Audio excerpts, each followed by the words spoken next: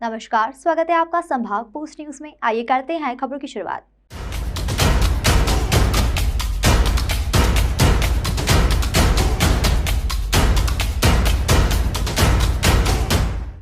Indore press club में विश्वविख्यात श्री शिव महापुराण कथावाचक पंडित मिश्रा पत्रकारों से मुखातिब हुए। पत्रकारों को तनाव मुक्त रहने के लिए सदैव मुस्कुराने के साथ ही सामाजिक धार्मिक स्तर के विषय पर चर्चा की गई। पंडित प्रदीप मिश्रा आध्यात्मिक और धार्मिक जगत का एक ऐसा चेहरा है जिसे देश दुनिया में सनातन धर्म के अलावा अन्य धर्म का बच्चा बच्चा पहचानता है। पंडित प्रदीप मिश्रा जी अपनी चिर परिचित वाणी से जब शिव महापुराण कथा का वाचन करते हैं और कथा के दौरान ही श्रोताओं को जीवन की कठिनाइयों से निजात पाने के लिए जब शास्त्रों में वर्जित उपाय बताते हैं तो श्रोतागण न सिर्फ उन्हें सुनते हैं बल्कि अमल में लेकर अपने जीवन में बदलाव भी देखते हैं। यही कारण है कि दिन प्रतिदिन उनके अनुयायियों की संख्या बढ़ती जा रही है। बुधवार को पंडित प्रदीप मिश्रा प्रेस क्लब के द्वारा आयोजित कार्यक्रम में इंदौर के मीडिया से रूबरू हुए, जहाँ उन्होंने मीडिया के तमाम प्रश्नों के बड़े ही सारगर्भित उत्तर दिए। इस दौरान उन्होंने कहा कि व्यक्ति अगर अपने जीवन में कुछ बदलाव चाहता है तो वह कर्म करे ताकि ईश्वर उसके कार्यों में उसे सहयोग प्रदान करे। कथा सुनने से आपको शांति मिलती है, लेकिन कर्म करने से आपका भाग्य बदलता है, बल्कि आपका अगला जीवन भी सुधर जाता है। लेकिन कर्म करना जरूरी है, आगे तो फिर महादेव ही साक्षी हैं। चमत्कार तो उसको कहते हैं कि आपने ऐसा हाथ घुमाया और वहां से सोने का अंडा निकाल दिया और वो अंडा किसी के काम आ जाए। परंतु ये तो उपाय जो है शिव महापुराण के, ये कहीं अलग की पोथी के या किसी किताब के या मन से नहीं लिए गए। शिव महापुराण में अगर बेलपत्री का कोई प्रयोग है या काली तिल का प्रयोग है या शहद का प्रयोग है या जल का प्रयोग है, यह हमारे शिव पुराण में वर्णित है। आप पूरे 24,000 श्लोक में 12 खंड में आप उसको निकाल सकते हैं कि काली मिर्ची कहाँ चढ़ती है, शहद कहाँ लगता है, जल कहाँ चढ़ता है। भगवान शंकर, ऐसा देखा जाए तो अभी तक तो लोगों को यह भी ज्ञात नहीं था कि भगवान शंकर के 13 बच्चे हैं। अपन तो वही गणेश जी कार्तिकेय का स्मरण करते थे, अपने को ज्ञात ही नहीं था। पर पुराणों को जब हम निकालते हैं और उन पुराणों में से जब अपन छांटते हैं तब समझ में आता है कि ये जो पुराण संबद्ध चीजें हैं ये चमत्कार अपने आप कर देती है। आपका दिल करेगा, आप भगवान की भक्ति करेंगे, आप स्मरण करेंगे और आप भगवान के मंदिर तक गए हैं तो कहीं ना कहीं आपका हित होगा, ये निश्चित है। पर कर्म आपको करना पड़ेगा। इसमें कोई महाराज या सियोर वाला हो या कहीं का भी संत साधु हो, वो इतना पावरफुल नहीं हो सकता कि वो आपके ऊपर बस फेंक दे कुछ और आपका काम हो जाए। कर्म प्रधान है, आपको कर्म करना पड़ेगा और उस कर्म के अनुसार आपको फल मिलेगा। आप मंदिर तक जाओगे तभी तो कुछ प्राप्त होगा, आप एक लोटा जल चढ़ाओगे तभी तो कुछ प्राप्त होगा। तो आपको खुद को जानना पड़ेगा। हम भी तो कर्म कर रहे हैं, व्यासपीठ पे बैठकर 3 घंटा कथा करते हैं। अगर हम कर्म नहीं करेंगे तो आज आपके बीच में होते क्या? तो कर्म प्रधान है, पहला कर्म करेंगे तब ही उसका सुख प्राप्त। चलिए राय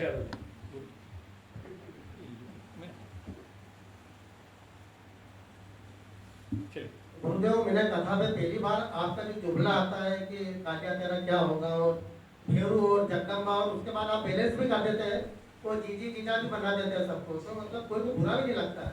तो इस तरह के ये पहली बार कथा में मैंने इसकी युक्ति देखी कि इससे बिल्कुल ऐसा वातावरण बन जाता है कि तनाव वाला भी खुशी खुशी जाता है।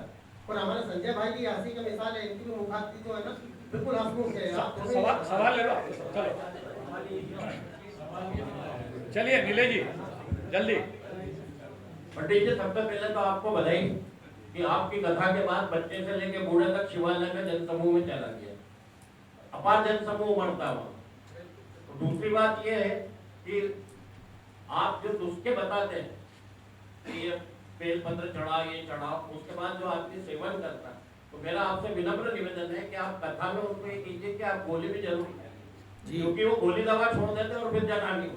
नहीं, हमने अपनी व्यासपीठ से आज तक ये नहीं कहा कि आप डॉक्टर छोड़ दें।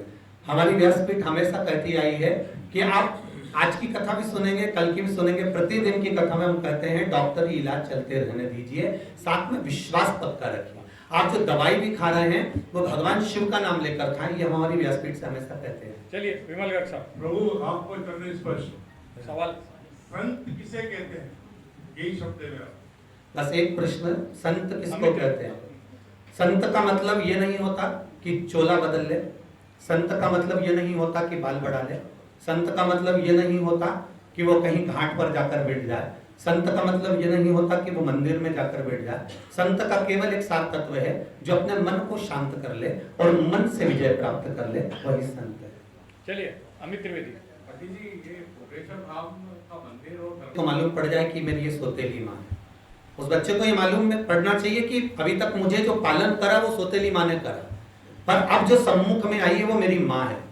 तो वो मुझे नहीं लगता कि वो सौतेली माँ को इतना सम्मान देगा। वो सम्मान देगा तो अपनी माँ को ही देगा। उसी तरह अब सांसारिक जीवों को ये ज्ञात हो गया कि महादेव हमारा पिता है और संपूर्ण ब्रह्मांड में राम जी त्रेता में आए, भगवान कृष्ण द्वापर में आए, पर जो अनादिकाल से ही है वो शिव है, पूरे ब्रह्मांड में शंकर है। अब लोगों को पहचान हो गई कि हमारा पिता है और हम उससे सब कुछ कह सकते हैं और उससे अपना कार्य करा सकते हैं। चलिए माइक इधर, तो एक बार महेश जी आप ले लें, फिर उधर लोकेश जी। पंडित जी, कई कथाकार हैं धर्म के नाम पे। दुनिया में सबसे ज्यादा प्रिय भी पत्रकार ही होते हैं, और लोगों को अगर सबसे ज्यादा कोई मार्ग प्रशस्त करने वाले होते हैं तो वो भी पत्रकार ही होते हैं। उनकी कलम में वो दम होती है कि उस एक कलम के माध्यम से वो संपूर्ण राष्ट्र को हिलाने की भी सामर्थ्यता रखते हैं। एक प्रसन्नता मुझे यहाँ पर जो दिख रही है वो प्रसन्नता मुझे कहीं नजर नहीं आई। पत्रकारों की एकता मुझे यहाँ नजर आई, जो कई जगह पर हम जाते हैं, ऐसा नहीं यूपी हो चाहे महाराष्ट्र हो, जहाँ पर भी, परंतु सब विभाजित रहते हैं। पर यहाँ पर जो देखने को मिला है इस प्रेस क्लब में, वास्तवता है कि इंदौर में ये प्रेस क्लब देखा, मैं तो पहली बार यहाँ आया हूँ, जैसे आनंद तिवारी जी ने भी बोला नहीं आना होता, पर यहाँ पहली बार आया। पर खुशी इस बात की हुई कि कहीं पत्रकारों को बैठने का भी कोई स्थान शासन प्रशासन ने या भले किसी भी रूप में है, पर बैठने का एक स्थान है, हमारा भी एक पल है, वो एक आनंद का विषय। आप सभी ने शिव महापुराण के माध्यम से बहुत सी बातें तो श्रवण कर रखी है। जीने का सबसे मूल आदरणीय तिवारी जी बोल रहे थे, तो मैं यही कहूँगा, जिंदगी में उतार चढ़ाव तो बहुत आते हैं। आज भी कथा में था कि जन्म और मृत्यु के बीच का जो समय है, हमारा जीवन काल है, यही संसार में रहना है और यही संसार में जीना है। भगवान राम से, भगवान शिव से, भगवान कृष्ण से, भगवान महावीर से, भगवान गौतम बुद्ध से, चाहे हमारे राष्ट्र के जितने संत रहे, उनसे हमने एक चीज सीखना है कि उनके चेहरे की स्माइल, उनके चेहरे की प्रसन्नता कभी समाप्त नहीं। वन वन राम जी डोले तो भी इसके बाद भी उनके चेहरे पर प्रसन्नता ही बनी। भगवान कृष्ण को सब कुछ छोड़कर जाना पड़ा, मथुरा वृंदावन गोकुल, फिर भी चेहरे पर प्रसन्नता बनी रही। जीवन में ऐसे बहुत पड़ाव आते हैं जिस समय पर हमको दुख भी सम्मुख में खड़ा हो जाता है, परंतु उस समय पर भी हमको हमारा बल, हमारा विश्वास, हमारी दृढ़ता हमको बल प्रदान करती है। वैसे तो माहिल्या की पावन धरा है, माता हिल्या हमको खुद सीख प्रदान करती हैं कि जब पूर्ण परिवार ही चले जाता है, तब अकेली बलवान होकर हाथ में शिव को साथ में लेकर और शंकर जी के प्रति विश्वास लेकर आगे बढ़ती हैं, तो संपूर्ण राष्ट्र पर विजय प्राप्त करती हैं। और मेरा विश्वास करता है कि आपके चेहरे की प्रसन्नता, आपकी स्माइल, आपका आनंद आपको हर जगह पर प्रसन्नता और हर जगह पर आपको बल प्रदान करता रहेगा। जिस दिन हमको ऐसा लगता है कि आज बहुत दुख है, उस दिन भी हम अगर मुस्कुराना सीख जाएंगे तो ये निश्चितता है कि हमको संसार में फिर कोई रोक नहीं सकता, हमको आगे बढ़ने से कोई नहीं रोक सकता। हमें दूसरे पर नहीं हंसना, हमें अपने आप में ही आनंद की अनुभूति करना, अपने आप में ही आनंद में रहना। तो मैं सभी पत्रकार बंधुओं को, प्रेस क्लब के सभी जितने भी साथी बंधु हैं, उनको सबको नमन करते हुए, आप सब माहिल्या की गोद के हैं, माता की गोद में खेल रहे हैं, आपको नमन करता हूँ।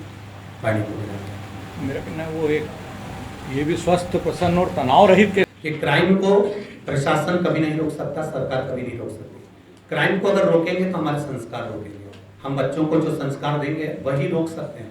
पर आने वाली जो पीढ़ी है उसको तो रोक सकते हैं, परंतु जो नवयुवक हैं उनको रोकने के लिए कहीं ना कहीं हमको वास्तवता है कि सत्संग और संकीर्तन की जरूरत है। उनको सही मार्ग की जरूरत है, आडंबर की नहीं कि आपको कहीं जादू टोना करना है या कोई विद्या करना है। उस आडंबर की जरूरत आज की नवयुवक टीम को नहीं चाहिए।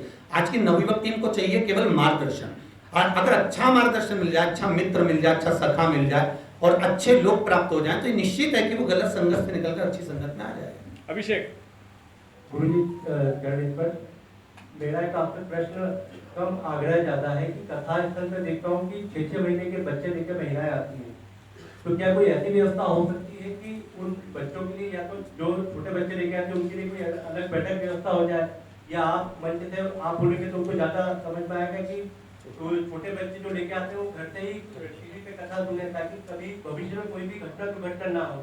क्या कहना चाहिए? बहुत अच्छी बात की है, उत्तम और आपने अच्छा मार्गदर्शन दिया है। आने वाले समय में वास्तवता है कि ये सब होना भी चाहिए। उत्तम के बाद निशिकांत मंडलोई जी पीछे हैं। पंडित जी, मेरा एक छोटा सा प्रश्न है, जितनी आपकी लोकप्रियता उतनी आपकी आलोचना भी होती है, इस बारे में आपके क्या? बहुत अच्छी बात है ना, उसमें एक लोकप्रियता ज्यादा, आलोचना ज्यादा होती है। ठीक है, बाबा की मर्जी है, ये तो बाबा के आशीर्वाद है। पीछे निशिकांत जी। जय शिवाय, नमस्ते प्रभु जी। पूछना तो कुछ भी नहीं है, आप तो सभी कुछ व्यासपीठ से प्रसारित कर ही देते हैं, लेकिन मेरा भी ऐसा मानना है कि हम लोग सब हनुमान हैं, पता नहीं कौन सा जामत आके हमको जगा जाए, बस इतना ही बोलना है मुझे। जय हो, जय हो। चलो जीतू माइक लाओ, जीतू माइक लाओ। एक मिनट, एक कन्हैया,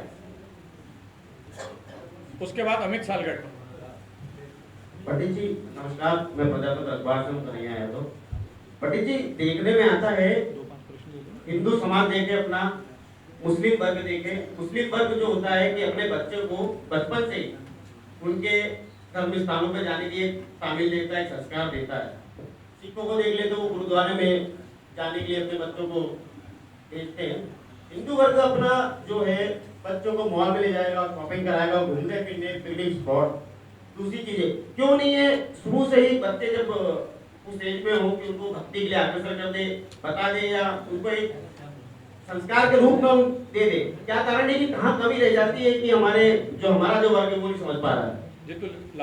उसमें कहीं ना कहीं बच्चों को माता पिता ये विचार करते हैं कि केवल हम जो पढ़ा रहे हैं बच्चों को या स्कूल में जो ज्ञान दिया जा रहा है उसी से बच्चा विद्वान हो जाएगा। उससे बच्चा विद्वान तो हो जाएगा, आज कथा में था, पर विद्यावान नहीं हो पाएगा। विद्वान में बढ़ता जाएगा, आगे बढ़ते जाएगा, अभिमान आता जाएगा, वो कोई आने वाले समय उनके लिए फिर वो मंदिर या देवालय नहीं जाएगा। पर माता पिता का मूल तत्व ये होना चाहिए कि किसी भी रूप में बच्चा 1 सेकंड के लिए जाए पर भगवान के द्वार पर जाए, प्रणाम करे, नमन करे। अगर वो प्रणाम कर रहा है तो निश्चित है कि आने वाले समय में माता पिता को किसी वृद्धाश्रम में जाने की जरूरत नहीं पड़ेगी, वो बच्चा उनको संभाल। लावटी जी। पंडित जी, आप अंतर्राष्ट्रीय ख्याति अर्जित कर चुके हैं और ख्याति ही क्षोभ का कारण भी बनती है। क्या आपको कभी ऐसा डर लगता है कि मेरी इतनी ख्याति है, कभी कुछ अनायास कुछ हो जाए, या कुछ ऐसा मन में विचार आता है? भय तो केवल एक ही रहता है कि जो भक्त लोग यहाँ आते हैं, मूल चीज सबसे मूल, हम संजय भैया भी जब सीहोर आए थे कथा लेने के लिए, हमने उनसे एक ही बात कही थी कि संजय भैया जितने भी भक्त लोग आए उनका सबका आनंद हो, सबको बैठने की उचित व्यवस्था के आनंद। और बाबा की कृपा रही, इनकी पूरी टीम ने बहुत व्यवस्था करी, मतलब ज्यादा से ज्यादा जितनी व्यवस्था कर सकते थे संजय भैया की टीम ने बहुत करी। बस यही एक भाव रहता है कि जो आया है वो अच्छे से जाए, यही एक आनंद है। चलो अभय जी। मैं पूछना चाह रहा था कि गुरु दीक्षा और उसके लिए क्या प्रोसीजर और क्या सिस्टम रहता है, उसके लिए है व्यवस्था और क्या रहता है, तो आप पहले तो हम किस अमित सालगढ़ पंथ से जुड़ रहे हैं, जैसे हमारा ब्रह्म संबंध गोवर्धनाथ मंदिर लालासपेटी विठलेश्वर काका जी महाराज गोस्वामी उनसे रहा है। तो हमारा ब्रह्म संबंध का एक क्रम रहता है पुष्टि मार्ग का। ठाकुर जी के सामने खड़े होकर ठाकुर जी को तुलसी अर्पित कर भगवान से अपने हृदय की बात मंत्र का भाव कहा जाता है। उसी तरह गुरु दीक्षा में सबका गुरुओं का अपना अपना क्रम रहता है कि वो किस तरह से गुरु दीक्षा देते हैं। कोई एकांत में गुरु दीक्षा देता है, कोई सामूहिक रूप से देता है, कोई भगवान की साक्षी में मंत्र देता है। तो जब हम परमात्मा की साक्षी में गुरु दीक्षा लेते हैं तो उसका एक आनंद ये हो जाता है कि हम भगवान के प्रति समर्पित होकर भगवान हमारा। चलिए अमित। अरे ऐसे बोल दो आप।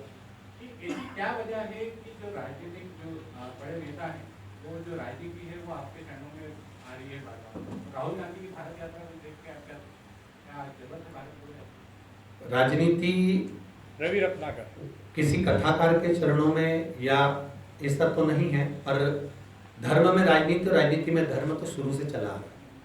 दशरथ जी महाराज के समय पर भी गुरु साथ में बैठते थे, जनक जी के समय पर भी गुरु साथ में बैठते थे। तो ये तो एक निरंतर का भाव है कि कहीं ना कहीं किसी न किसी रूप में जहाँ धर्म है वहाँ राजनीति रहती ही, और राजनीति जो है वहाँ धर्म थोड़ा रहता ही है। तो ये तो क्रम सदा से चला आ रहा है। तो ऐसा नहीं कि राजनेता हम किसी कथा में नहीं पहुँचते या हमारी कथा में ज़्यादा आ रहा है, ऐसा भी नहीं है। सभी कथाओं में लगभग जाते हैं, और पूर्व में भी जो बड़े बड़े संत साधु गुरुजन रहे हैं उनके चरणों में भी वो जाके बैठे हैं। हम तो केवल उनकी रज हैं। चलिए रवि रत्नाकर, अब 2-3 सवाल हो पाएंगे। रवि रत्नाकर। तो वो मंदिर तक पहुंचाने के लिए पहले तो आपको धन्यवाद कहना चाहूंगा। बड़ी संख्या में लोग अब मंदिर जाने लगे। सवाल के पहला एक ही हो पाएगा। संत और कथाकार में अंतर जानना चाहता हूं मैं। दूसरा कि जो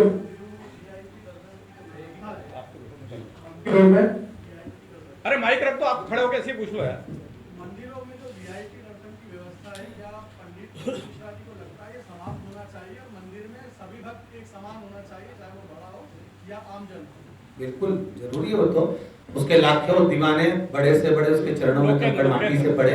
परमात्मा के आगे कोई बड़ा छोटा नहीं होता। उसके सम्मुख में तो जब आप तिरुपति अगर गए होंगे तो तिरुमाला में 500 का भी एक कूपन मिलता है, 1000 का भी कूपन मिलता है, 10,000 का भी मिलता है, और एक 50 रुपए का भी मिलता है, और एक धर्म की लाइन भी लगती है। जब मंदिर के अंदर प्रवेश कराया जाता है तो 50 वाला, 100 वाला, 500 वाला और फ्री वाला सब एक हो जाते हैं उनके दरवाजे पर पहुंचते हुए। उसी तरह परमात्मा के द्वार पर कोई बड़ा और कोई छोटा नहीं होता। जैसे हमने गुलाब जामुन खाई, दही बड़ा खाया, रसगुल्ला खाया, गया तो पेट में, चाहे तुम 500 देकर गए चाहे 100 देकर गए, पर गए तो परमात्मा के सामने ही हो। पर कहीं ना कहीं ये जरूर है कि जब हम पैसे देकर अंदर प्रवेश करते हैं तो हमारे भीतर थोड़ा अहंकार प्रकट हो जाता है, और जब हम धर्म की लाइन में धक्का लगाकर पहुंचते हैं तो और विश्वास बढ़ जाता है कि मुझे भगवान का दर्शन हुआ। तो अहंकार प्राप्त हो उससे अच्छा है कि धर्म की लाइन में पहुंचकर भगवान का दर्शन। लोकेन जी के बाद राजा शर्मा, जल्दी। हम सभी में आपकी बहुत ज्यादा ख्याति हुई है। हम लोग जानना चाहते हैं कि कथा आप कब से कर रहे हैं, उसके पहले आप क्या करते थे, क्या बैकग्राउंड? 1999 में पहली कथा करी है गोपी किशन जी चांडक के यहाँ। गीताबाई पाराशर एक ब्राह्मण, उनके पति शांत हो गए थे, तो उस समय पर ऐसा था कि कोई शांत हो जाता था तो भागवत सुनाते थे तो उसकी मुक्ति हो जाती है, ऐसा वर्णन किया जाता है। तो उनके पास में कोई था नहीं, तो उन्होंने हमसे ही, उस समय तो पढ़ाई कर रहे थे, तो उस समय उन्होंने हमसे कहा कि आप हमारे पति के निमित्त आप कथा कर दीजिए। हमने कहा ठीक है, पर हमको धोती बांधना नहीं आती है। तो माँ खुद की धोती उसके पति की लेकर आती थी, हमारे को बांधती थी। तब उन्होंने कहा कि बिना गुरु के कथा नहीं बांध सकते। फिर वही हमको लेकर यहाँ गोवर्धननाथ मंदिर आई हैं और यहाँ ब्रह्म संबंध कराकर पहली कथा उन्होंने गोपी किशन चांडक जी के यहाँ कराई है। उस समय पर वो रोटी बनाने का काम करती थी, हम भी पढ़ाई करते थे, मित्रों की थोड़ी किताब मिल जाती थी उससे पढ़ लेते थे। तो यही जीवन चलता रहा और बाबा ने यहाँ लाकर छोड़ा। चलिए राजा शर्मा जी।